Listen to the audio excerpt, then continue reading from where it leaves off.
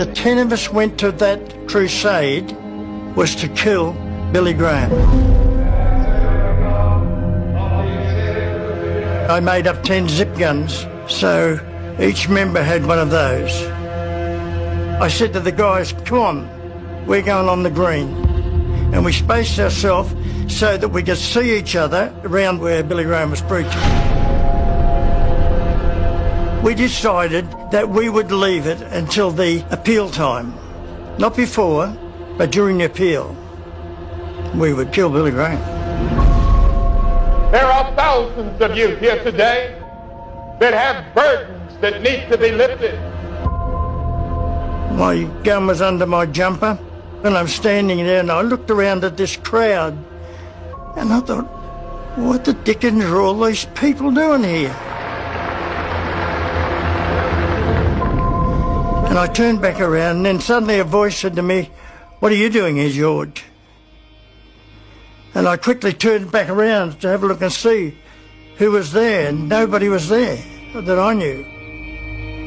And I got very uncomfortable about that, I can tell you. Very uncomfortable.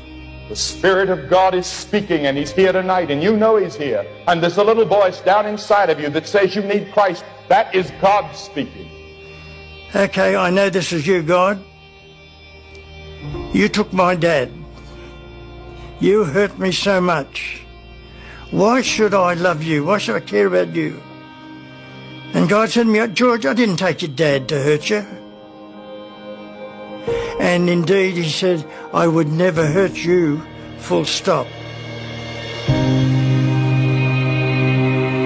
Well, by this time, I'm starting to melt a bit. Now, remember that I hadn't cried since 7.5. I tell you, before you leave this great stadium, you can find an answer to the dilemmas and mysteries of life. If you will come and surrender yourself without reservation to Jesus Christ. I thought about it for a while, and then the appeal came. I suddenly began to weep. And I cried, and I cried, and I cried. My zip gun was under my jumper, and I put it on the ground, and I ran to the front.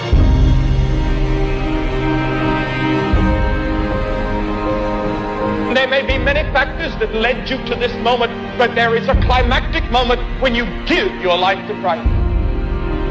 And you do it by faith. Faith in Christ.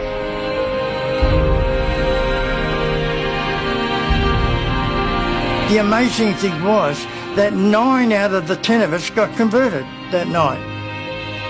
Then we were all a blubbering mess. We really were. And we talked about, you know, how wrong we were and the things we'd done and all this.